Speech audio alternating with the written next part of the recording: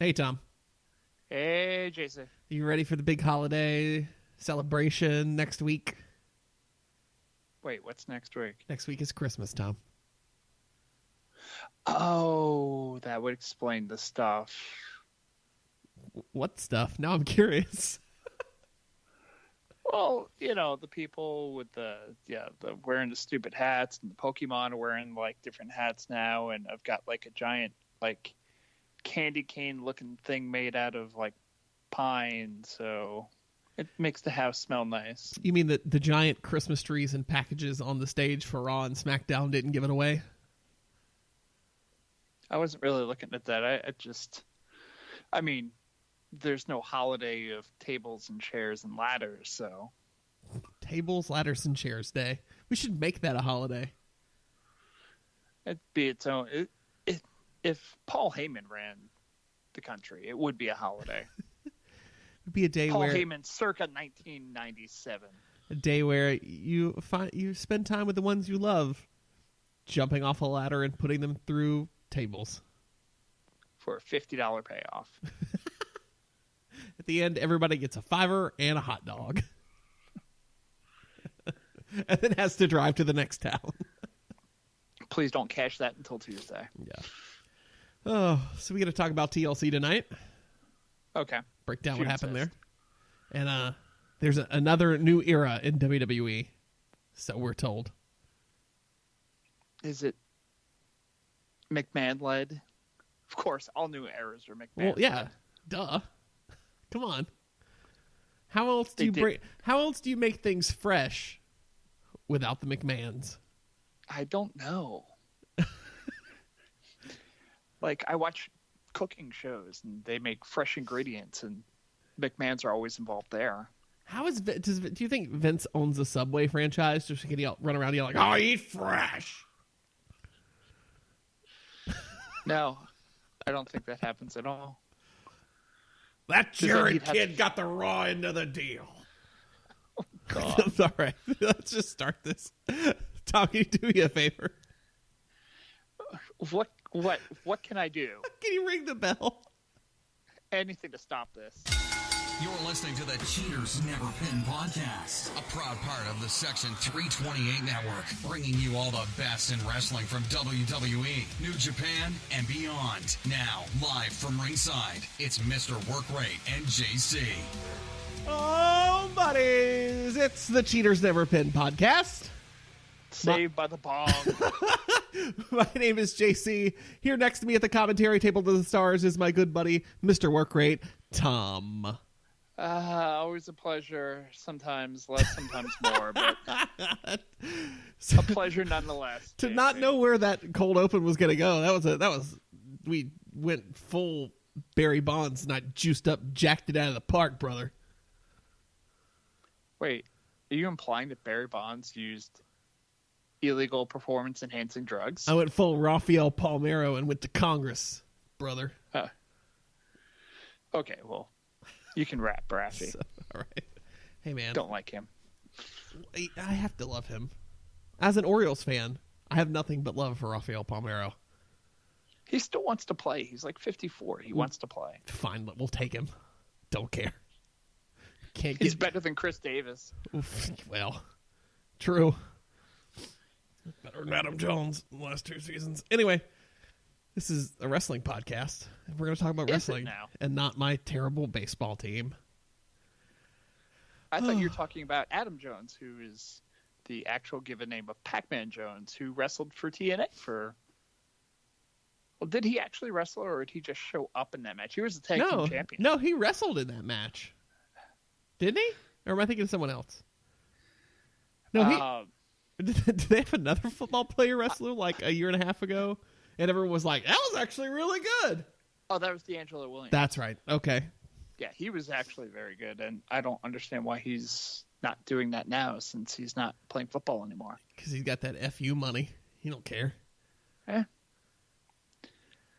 Oh, you do what you love. Just like the McMahons.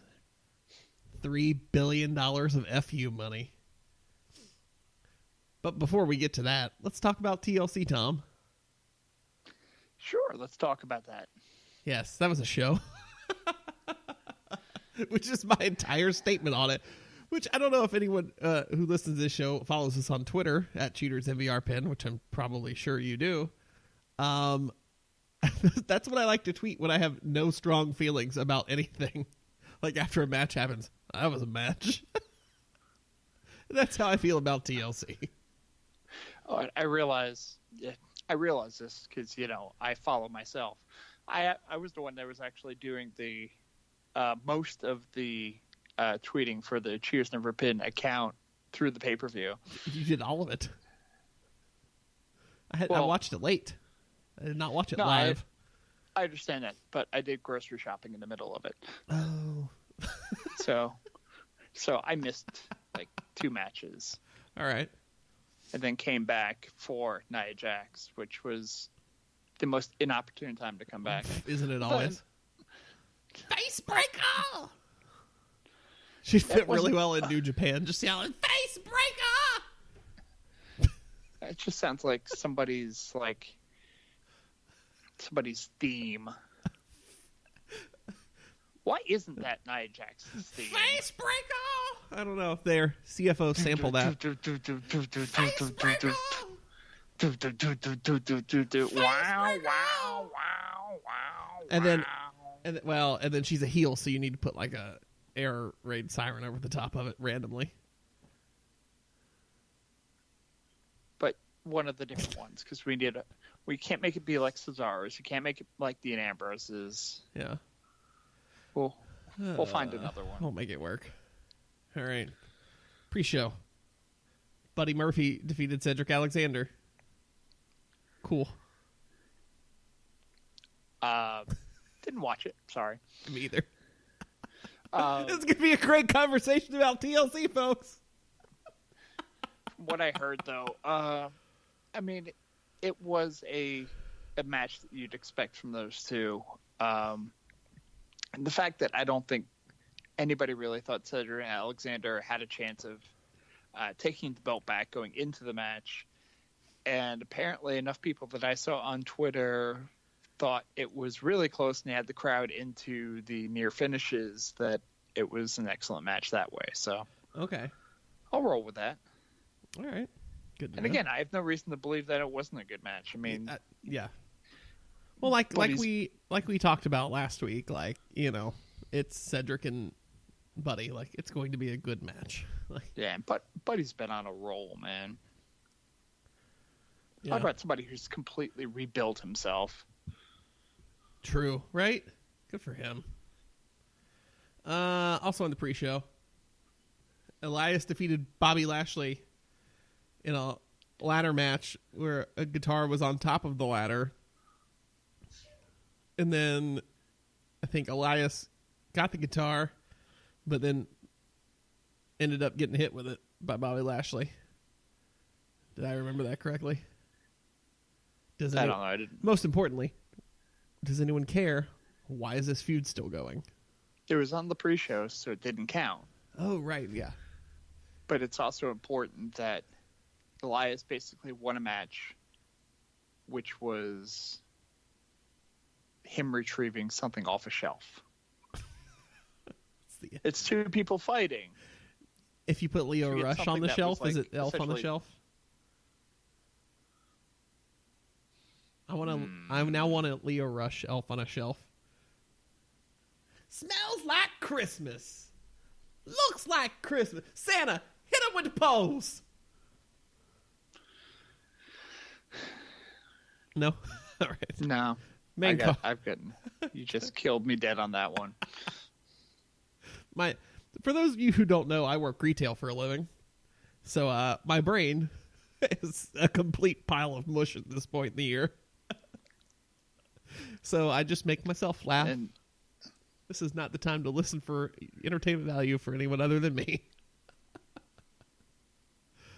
And I'm an old man who was up at 4:00 for some reason this morning, so oh god, it is very far past that time. All right, well, we'll keep this one short and sweet tonight. So between the two of us, we are the off the rails potential ability on this is strong. Well, let's see.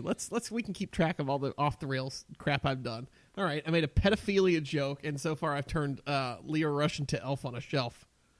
Yeah. Yeah. All right. Great. Number 3. Note these for when we have to name the show later on.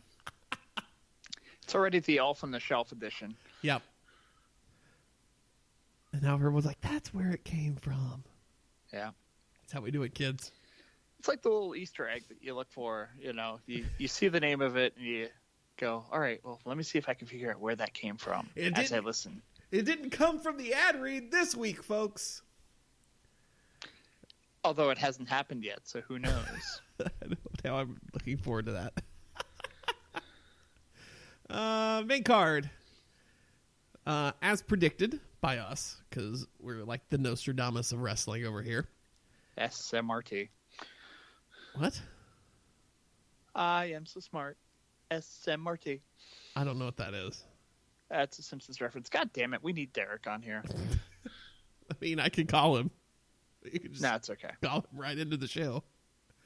Fabulous Truth of Carmella and R-Truth defeated Alicia Fox and Jinder Mahal by submission to win the Mixed Match Challenge Finals. So Carmella will enter number 30 in the Women's Royal Rumble. R-Truth will enter 30 probably also in the Women's Royal Rumble, but supposed to be in the Men's Royal Rumble. And then they got to announce where they were going to go on their all-expenses-paid vacation, and they are headed to WWE headquarters in Stamford, Connecticut. Because you don't let R-Truth fill out that form first. As Carmella learned in horror. I don't think there was a form. I think it was just they said it out loud. I don't think they had to submit it before because I mean you got to remember the prize wasn't even announced till halfway through this thing, which I think has gone on for 7 months. There was after they won the match, they were interviewed in the ring and they mentioned that the trip and they're like, well, when we discussed it before and Archer's like, I took care of it. And okay. Carmella looked over in horror, no, you didn't. So we'll get to see. That just means I just need to see R-Truth hanging out with Vince in his office. I need to see R-Truth accidentally stumble on the set of the Edge and Christian show. I need to see R-Truth just hanging out with Kevin Dunn in the warehouse studio. Is this how we're going to get the R-Truth game show? That is the most long-term booking they've had in a decade, if true. I really want that show. What if that's the payoff from this? They did film a game show. So I mean, that was the thing. Supposedly that was going to happen. So why not? And why wouldn't you not want to? Wait, I've used too many negatives in there. Why wouldn't you want to? There you go. Why wouldn't? Okay, there you go. There's the double negative. Why wouldn't you want to watch an R-Truth game show? Exactly. It'd be fun. It'd be just as much fun as the triple threat tag team match for the SmackDown Tag Team Championships, where the Bar retained against the New Day and the Usos. Cool. Man, I hate triangle tag matches, especially where only 2 guys are in the ring at a time. Yeah. It's so dumb. Logic goes out the window because, I mean, they actually, for the first 3-4 minutes of the match, the Usos just watched. And they even made a point to say that, oh, well, the Usos are helpless to watch as, these two fight for the championship or whatever. Then finally, as I think someone was climbing the top rope or something, one of the Usos just slapped the guy in the back to tag himself in. Yeah, because that's what's going to happen. It's so dumb. I don't know why they don't. It's not 3. It just none of it makes sense. And they've always done it like this, and it annoys me. Or you could do, I don't know, do you do it in an elimination?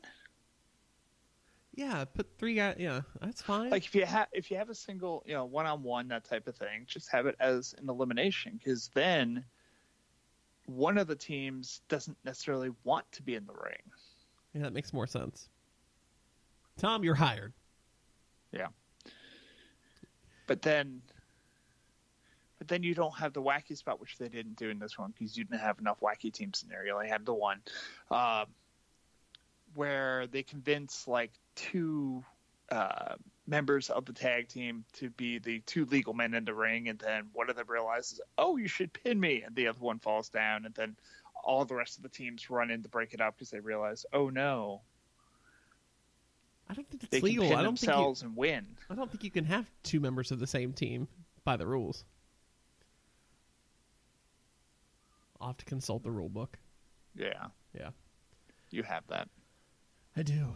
I forgot about that until this very moment. Braun Strowman defeated Baron Corbin. Kind of. In a TLC match. He made the pin. Yep. Strowman with his arm in a sling comes out. Baron Corbin's out. And then every other babyface comes out and just lays out Corbin with chairs. And then Strowman pins him.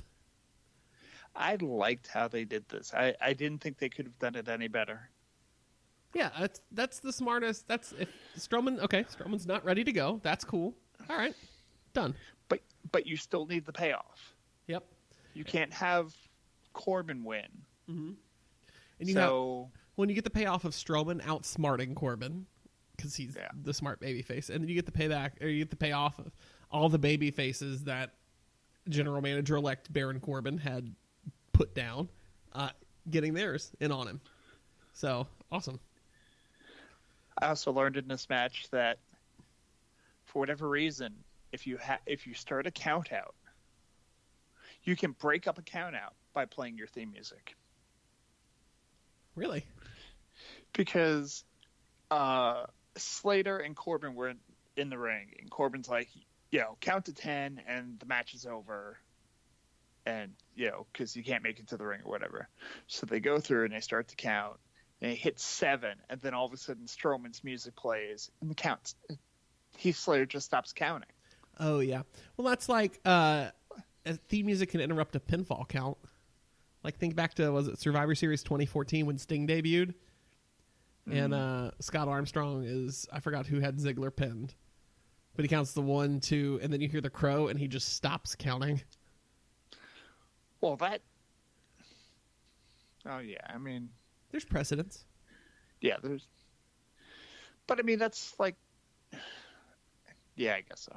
I was going to say, it's like a dramatic thing. Like, oh, gosh, what's happening? Yeah. I don't think Heath Slater is frightened for any reason or needs to stop the count because... Well, I guess that's what you can say, too. I mean, Heath Slater didn't want to count out. Right. Braun Strowman. Right. So he gets to 7 because he has to, and then the music plays. He's just like, oh, I guess he's coming. I won't count anymore. Because he wasn't getting down there in 3 seconds. No. That should have been the thing. Like, Strowman comes out and it, like, gets real close, but it counts to 10 anyway. Like, oh, sorry. Didn't make it in time. That's funny. That's unfortunate. So, Baron Corbin, no longer GM of Raw, and Strowman will challenge Brock Lesnar at the Royal Rumble for the Universal Championship. Well, more on Corbin later. I was going to say, maybe he'll get a second chance. Ooh, yeah. We'll find out. We'll find out Monday. Yeah. This is Sunday. Natalya defeats Ruby Riott in a tables match. Cool. I did not see this match. I'm gonna be honest. Okay, so picture a match. Okay. Sponsored by Fathead.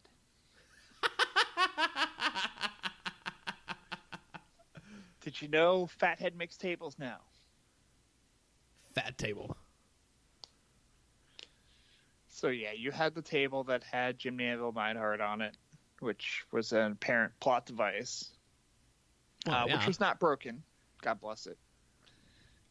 However, the table that Natalya pulled out, which was a Ruby Riott table, was in fact broken.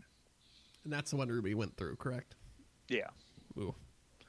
I will say that during this match, all 3 members of the Riot Squad went through tables, and Liv's initial throw through the table was a little scary. There was a hell of a bump. Oh shit! What happened? She went flying, like, was it through the ropes or over the top rope or something like that? But I mean, it was like impact. Like, she almost slid off it and then through the table. It was. She almost Ortoned that thing. She went through it. It just, yeah, find it somewhere. Okay, on the WWE Network for $9.99 a month. Yeah, absolutely. That's pretty much the highlight of the match to me. Okay. Finn Balor defeated Drew McIntyre. They gave Finn the win. We were wrong here, but they did it with a Dolph Ziggler distraction, so that works. We did not. I don't know how we didn't think of that last week, but it works. Because we expected Finn to have to put over somebody else. Yeah. It was nice. It was nice for once to not have that happen. Even though he would lose and Ziggler would lose because they both got murdered Monday night by Drew. Yeah. Got to get that heat back, buddy. Heat, yeah. All right. Rey Mysterio defeated Randy Orton in a chairs match, which is the single dumbest match on this pay-per-view. It was terrible. There was no stairs match. Nope. This was not TLC.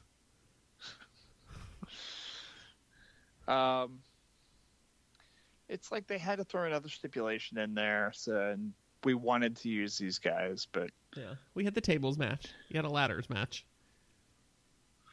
You need to see. Everybody wants some C, Tom.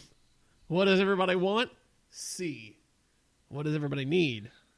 C. These are 2 guys that... You're just blowing past that. Yeah, I'm just going to blow that off. The C, you're blowing it off. All right. Yeah. Go ahead. I mean, Randy Orton's, late 30s going on 50. Ray's, my age, which we determined last week is incredibly old. Randy Orton is late 30s going on Clint Eastwood and Gran Torino. Yeah. So to put them in a match which involves weaponry and spots, I mean, they were doing spots with the chairs. Just, you don't want to see these guys hurt. They can't perform at the level they once were able to as it is, and that's not a knock on either guy. It's just age. Yeah. Age does that. It's nature. But you don't want to get them injured even worse. So just let them have a match. Yeah, because neither of them are going to be on TV on Tuesday anyway. Yeah. Ronda Rousey defeated Nia Jax by submission to retain her Raw Women's Championship. I also did not watch this match. It was better than it should have been. Nia still is green as anything, and she will be for the rest of her life. I'm sorry. It's not going to get better. No. But basically it was a match where Ronda was either selling or figuring out clever ways to put Nia in submission moves. And I mean, that's the type of match that you're going to have with somebody of Nia's size versus somebody who's Ronda's size. Ronda's trying to defend herself against the punches that Nia's throwing, and I mean that was it. Nia couldn't throw the big punch. You're right. Because she's a face breaker. Face breaker.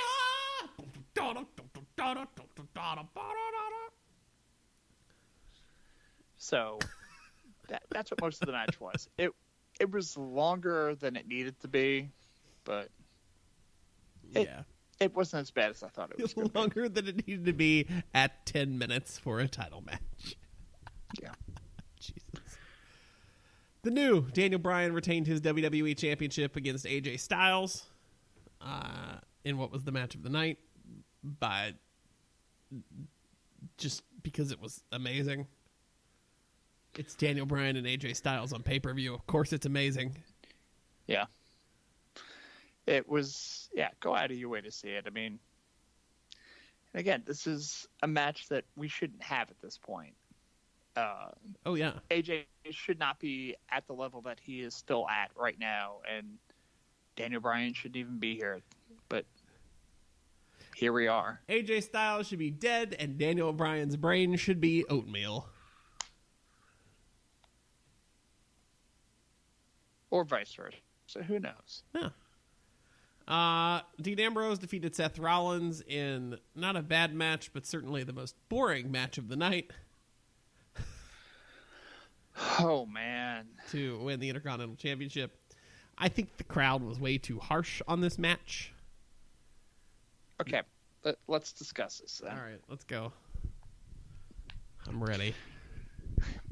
I'm leaning back in the chair and pulling the mic to me here so I can get comfy for this. We like Seth Rollins. We love Seth Rollins. We think Seth Rollins is a good wrestler. Yeah. Seth Rollins knows how to put moves together. Seth Rollins is a believable wrestler. Seth Rollins isn't hurting people anymore, which is nice.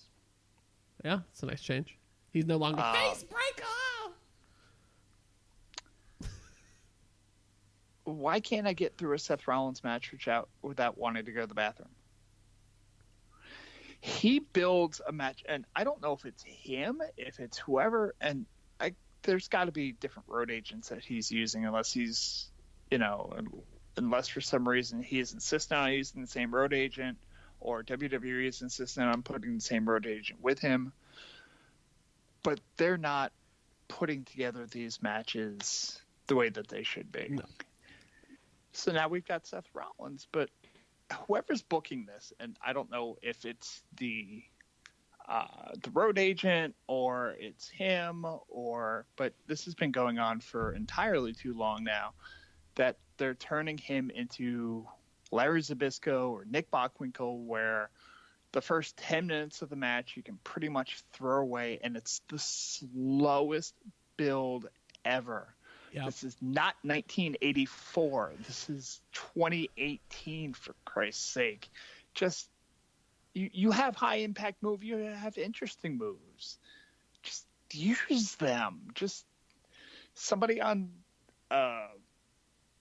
one of the comments I saw on Reddit was like, the hatred that was spewing back and forth. Like, Dean Ambrose is like, basically, you gave Roman Reigns cancer, and Seth Rollins is like, I'll murder you, and then it's side headlock. Yeah. So I don't disagree with you, because that is every Seth Rollins match, right?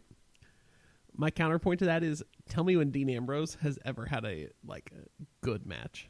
And I'm like, he's fine. He's a fine wrestler. I'm not saying that, but when have you ever watched a Dean Ambrose match and been like, man, 5-star classic? Yeah. I love Dean. And like I said, he's a fine wrestler. But I've never been like, he's the future. He's the future of this industry. Just look at him work.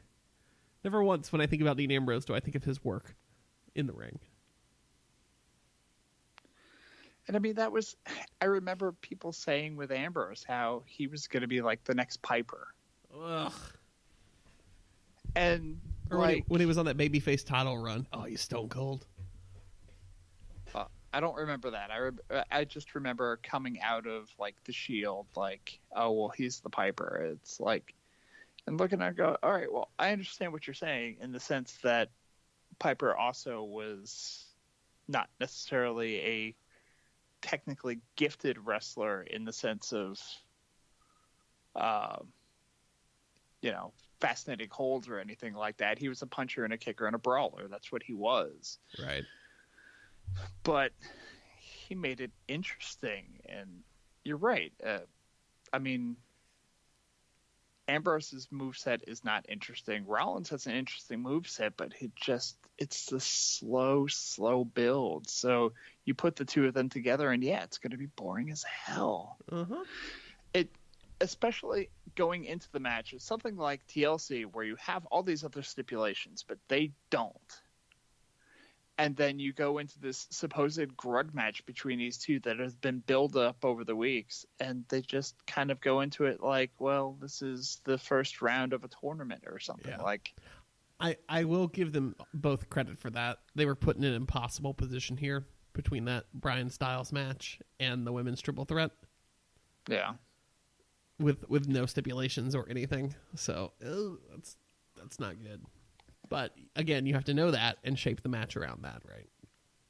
Yeah. So Asuka is the new SmackDown Women's Champion, defeating Becky Lynch and Charlotte Flair in the first ever women's TLC match, thanks to interference by Ronda Rousey, who tipped over a ladder with Becky and Charlotte atop it. This was a good match. This was fun. This was a very good match. Ladder match logic aside. True. Because you're always going to run into that. Like, you have to throw that out the window. Like, oh yeah, you can't count any of that against a ladder match. Because that's how it has to be. All the slow climbing. Becky bringing in the second ladder instead of climbing up the ladder. Let me grab a second ladder to climb up alongside of it, just in case. Yeah, she wanted her ladder. She didn't want to touch a ladder that Charlotte touched. But, yeah, I mean, spots upon spots. Becky pretty much killing Charlotte off of the ladder through the table that was apparently half made in Japan. Not the table, the announce table, I guess, technically. Oh yeah. Oh yeah. It was half made in Japan because it took all the impact, and then it was like, oh right, it should break. Becky literally bounced off of Charlotte. I was like, and in that moment too, I was like, well, Charlotte just broke a rib. She was fine. That was rough, man. Yeah, I watched that. I'm like, oh no. And I was so sure she broke her rib too, because like as soon as they hit the floor, she was just like, oh, like the noise she let loose. I was like, oh god, she is actually hurt in this moment. It was the sound that you hear when like your little nephew punches like grandpa in the stomach. Yeah, I was like, oh no, this is not good. But she was fine, fortunately. Yeah. Because it didn't look like she was. A fun match, and Asuka gets the title. That's cool. Give her a little bit more of a rub back and try to get a little bit of that aura back. Well, because she basically, she lost the title and then went missing for 3 months. So Asuka's back. So that was TLC. Wait, she lost the title? Did she ever have the title? Yeah. Wait, no. No, this is her first title reign. Yeah. She lost to Charlotte, and the streak was broken. Yeah, she had the streak, and then it was the build-up. Charlotte beat her, and they're like, oh, well. Yeah, and then she just went away. That's right, she was never champion. No. You're right, I just thought she was. How dumb was that she had that streak and wasn't the champion? Holy crap. What? Boy. All right. Anyway, let's move on to more fun things. Like going to the mall this week for Christmas. That doesn't sound like fun at all. It's so much fun. This is someone that's going to live there for the next 5 days. Let me tell you how much fun it is. Tom, just picture this. I'm going to paint you a beautiful picture. Okay. I want you're going to get in your car. Okay. You're going to get on the interstate. You're going to head towards the mall. And a mile before you even get to the mall, traffic is going to slow down. You're going to get over to the right lane to try to exit. It's going to take you 25 minutes to get to the top of that exit ramp and turn. Then while you're sitting in traffic. It's going to take you another 40 minutes to find a parking spot. Think of all the self-discovery you're going to make when you have this time to yourself in your car. See, that's the beauty of breaking my leg. Is the parking I may be able to get past, but you know what? Yeah, but you're still going to have to. You're still going to have to get to handicap parking anymore. No, and you're still going to have to get to that spot, which is right in front of the building. So that's worse. That may actually be worse. Because people are just walking around aimlessly. They're trying to find their cars. They're just... Yeah. It's painful. Then you're going to go into the mall. It's going to be shoulder to shoulder. You're going to be touching all the unwashed masses, Tom. You're going to smell them. It's going to be a very visceral, viscous experience of being in public with other human beings. Then you're going to go to a store, and you're going to find the one thing your wife wanted, but they're not going to have it in her size or the color she wanted. And you're going to take 35 minutes to find an associate and ask them, do you have this? And it's going to be some 18-year-old kid who doesn't know their ass from a hole in the ground. And then you're going to get frustrated. And then you're going to go back to your car, and it's going to take you 3 hours to get home. That's Christmas, Tom. That sounds horrible, JC. And I really should talk more positively about my industry in the future. Well, those people that you're talking about, they're already there shopping, so that's cool. Yeah. But do you necessarily want to be one of them? Yeah. I wouldn't. Don't you? I wish there was. What? I wish there was some way. I was going to say, you tell me what you would do then, Tom. Well, I guess if, gun to my head, I'd probably go to cheatersneverpin.com. Oh, yeah? Yeah. Because if I go I to don't know why this is under Christmas cheatersneverpin.com, music.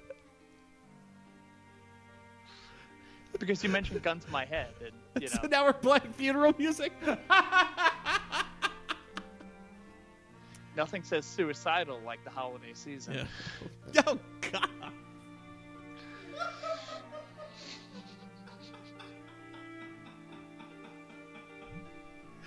Oh, that's a joke to make to Ave Maria.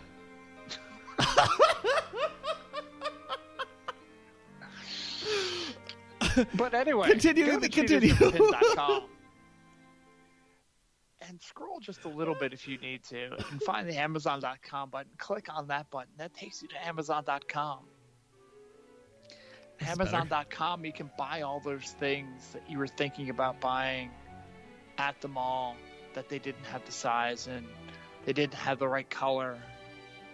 They just didn't have it all because that store doesn't exist there.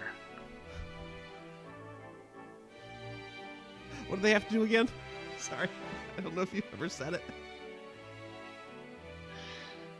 But are you distracted by the music? It's so beautiful. I want to waltz. Enjoy it. It's the last time this year you get music in an Nattery. So pick up that thing that you couldn't find a size for. Probably a cotillion dress because you want to dance to this music. It's true. Or a nutcracker. Put it in your virtual shopping cart. Buy it. And then with the money that you spent, a small portion of that money doesn't go to Jeff Bezos and whatever cockamamie scheme he's got going right now, or paying to Facebook to steal our information that way. Right? No, it goes to us. Yes. It goes to Cheaters Never Pin so that we can continue bringing you this great, wholesome content.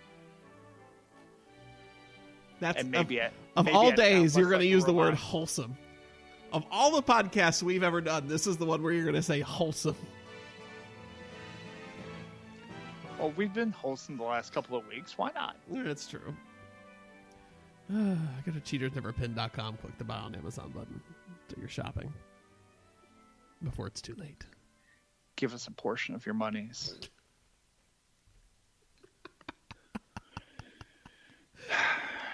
Okay, so pedophilia check, suicide check. What was the other one? The pedophilia and the suicide. What else did we hit? I don't even remember. I don't know. Refer to the checklist earlier in the show that also had 2 things on it. Yeah. It was whatever the name of the show was going to be. Oh, how we forgot it already. You're gonna have to re-listen to the show to actually figure out what the hell the name of the show is called. Damn it. All right. let's move through the rest of this quickly. Okay. I'm sorry. I can't. Vince McMahon was announced to be at the start of Monday Night Raw this week as he promised to shake things up. And so to shake things up, the McMahons took control of both shows again. Paige is no longer the GM of SmackDown. And we're getting call-ups. Most notably, but the only ones they've announced. 6 new faces coming up from NXT. We got Tucker Knight and Otis Dozovich, Heavy Machinery. Nikki Cross. Lacey Evans. EC3, and Lars Sullivan. Okay. Do you feel that after Raw and SmackDown, anything has changed? So I'm going to put this...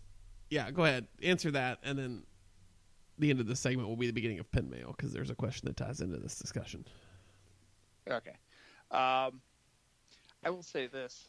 I turned off Raw after the first hour. And yes, I know. I've said previous weeks I don't watch the product, because I don't. I read recaps and I go back and I see what I need to see. And has it been must-see watching, in the last year or so?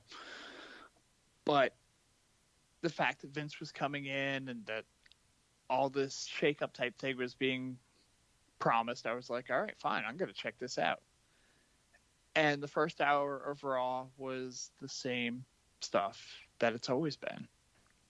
The McMahons came out and they talked. They spent the first 15 to 20 minutes on Corbin, they announced that Corbin could potentially get his GM spot back again if he were to win a match.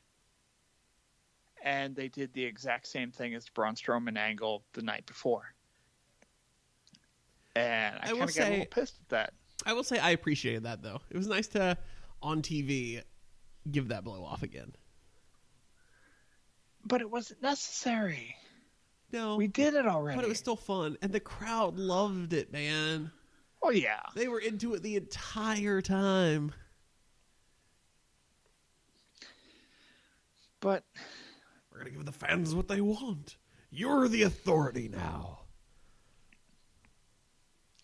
But, I mean, that was that first hour. And I'm like, there's nothing going on. There's no new wrestlers coming out. It's the same angles as last week. It's building off of everything that's just happened. I mean, I didn't want to see the Russo-esque, we're taking all the titles, putting them in the center of the ring, and starting completely from scratch or anything. Yeah. But I wanted something to happen, and you got Tyler Breeze wrestling for a title. As soon as I turned it off, yeah. Seriously, Dean Ambrose came out to go talk, and I'm like, I have no interest in this. That's when I'm flipping it off. Because I'm looking at Dean come down with like 3 bodyguards and full masks that we can't see, and I go, I know where this is leading. And I turned it off. Yeah. And guess what? It happened. And then it happened again Tuesday. Shockingly. And then it happened again Tuesday. SmackDown, worse than Raw this week. Sorry, it was. I thought SmackDown was boring as hell this week. But, yeah, so let's go ahead and go into Pin Mail, because I think this will steer this discussion a little bit more. Okay. Because we've got a couple questions directly relating to this, so it's time for Pin Mail. Okay. All right, I'm supposed to do the song. Yeah, it's time for Pin Mail. I had a good song in mind too, and I've completely forgotten it. Just, however the spirit moves you, Tom. Pin meow, meow, meow, meow. Pin meow, meow, meow, meow. I thought we were going to do the Face Breaker song with Pinmail. See, you were supposed to remind me of that, but you didn't. And you got the cat version. The Pinmail song is not my bit, Tom. Pretty much the bit has gotten to be, you mention Pinmail, you throw it over to me, and I completely go blank as to what I want to do. There's dead air for 5 seconds where I'm like, hey buddy, what are you going to do? First up from Noah's Ark in Lock 716. Do you think there's going to be any real change or interesting storylines from this? Or a little bit more of just the same, just with all the McMahons and Triple H on TV now? Exactly that. I think it'll get a little better. I think everything was kind of quickly done in the last couple of days. So the whole shakeup thing was kind of thrown together kind of last minute.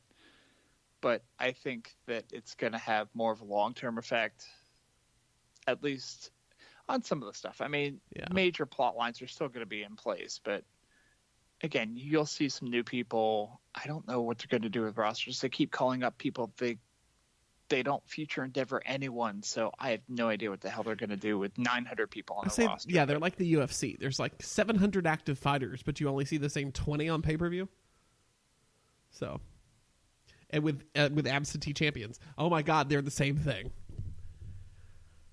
Yeah, I think it's a question we'll have to revisit in a month.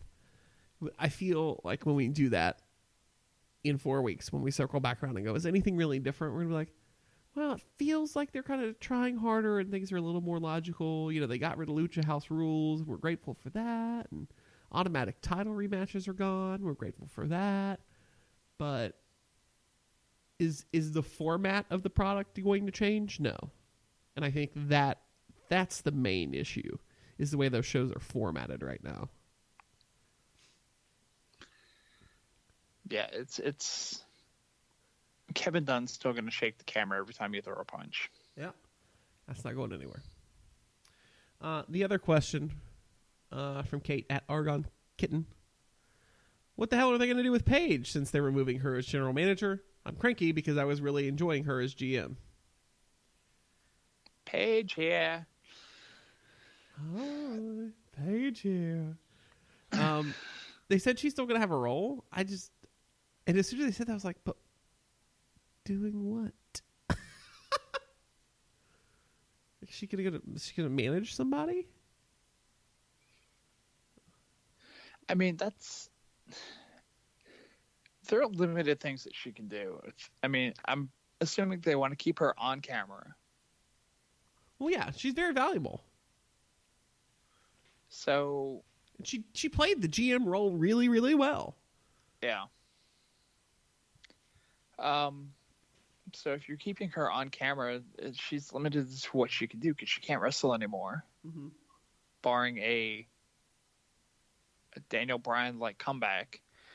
I mean, I could see them using her as like, okay, she's no longer the general manager, but she's, when Vince or Shane or Triple H or Stephanie's not there, she's the voice of the McMahons, just without the title.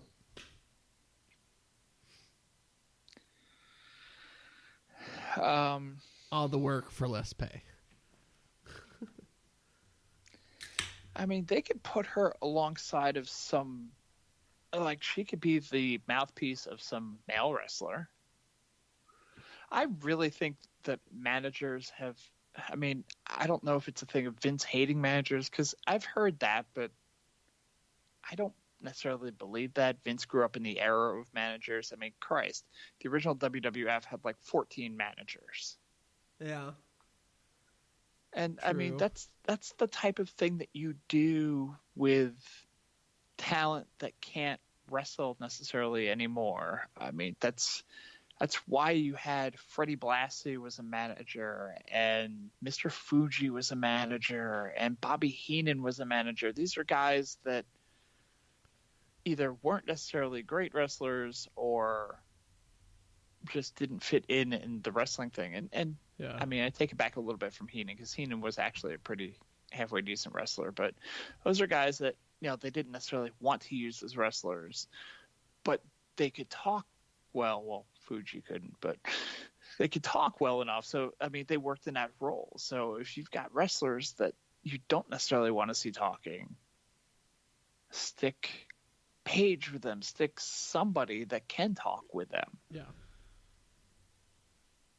Yeah, that would work for me.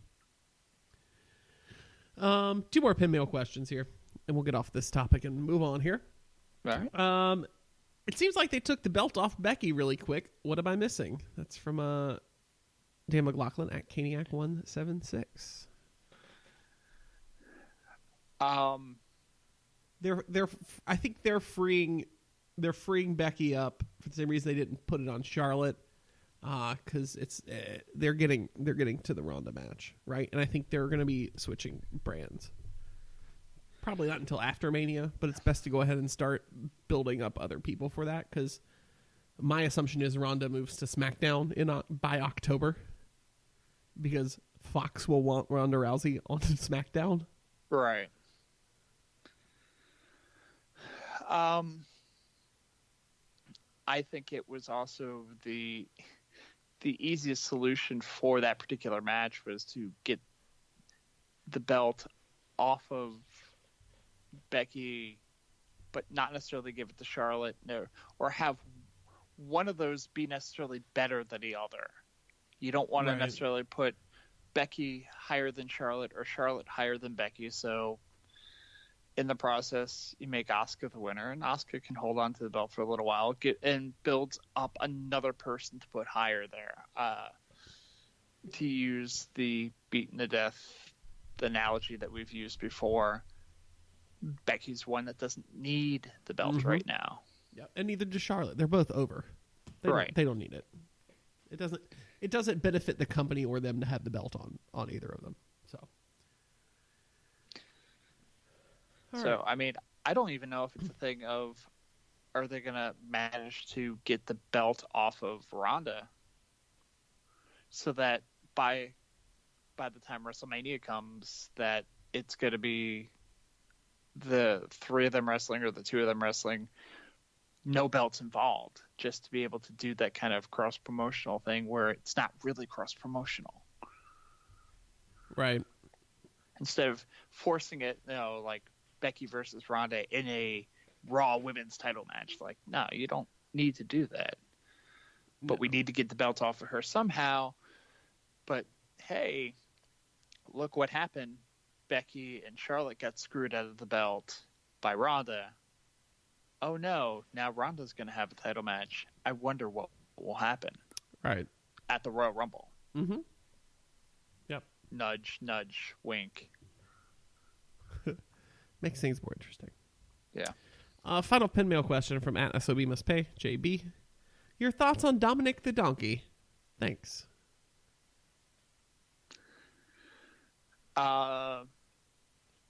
It is beloved in our house. What is it? So I saw this question. I had to Google it. Okay, Dominic the Donkey by Lou Monte. Yep. Yeah. You mean this? This song right here. So I've never heard this. No? Nope. Hey, it's Dominic the Donkey. Merry Christmas, Donkey. La la la la la la la la la la la la la. All right, that was fun. Sing a long time with Tom. Yeah. Also want to keep it within fair use there. Yeah. Yeah, so, I'm tapping out on that already. So Dominic the Donkey is pretty much the Italian Christmas song. I mean, outside of anything that, say, like Sinatra does or things along those lines of the traditional things, it's the goofy little Italian Christmas song. And we heard it a lot more on Long Island than I'm sure you did in Winston. So true. Okay. So your thumbs up on it? Yes, I'm thoroughly thumbs up on it. And if not, my wife would break my thumb. So. Gotcha. All right. I think that does it for this week. This has been a show. And if you listen to earlier in the podcast, you know what that means. Right. Thank you for listening, as always. Tom, tell the people where they can find you on the internet. At the Twitter machine, at MRWorkrate. I didn't do that the way I normally do. No, that was weird. What's wrong with you? I it's late. I skipped like half of it. But don't go to other things. Just go to Twitter because I don't really care about other stuff. There you go. You can find me on Twitter at JCBobbitt, JCBOBBITT. They're on Twitter or wherever finer social media is pervade. You can find the show on Twitter at CheatersNVRPin. You can find us on Instagram at CheatersNeverPin and find us on Facebook. Give us a big blue thumbs up. Tell us how much you like us. Be sure to add us to your mornings. Add us to your Amazon Echo skill for your flash briefing. The Cheaters Never Pin update available in the skill store. You can also add us to your Roku and listen to us in the finest room in your house. That's our living room. Yep, there you go. And I feel like there's only one appropriate way to close the show tonight, Tom. What's that, JC? If it'll play. There we go. There we go. We're going out with all the hits tonight. Thank you for listening. Merry Christmas if you celebrate. We'll be back next Wednesday, the day after Christmas. And Boxing Day. Yes. It's a very special Boxing Day edition of the Cheaters Never Pin podcast. But thank you for listening. I hope you have a very, very Merry Christmas wherever you are. Or have a happy day, whatever. Doesn't matter to me.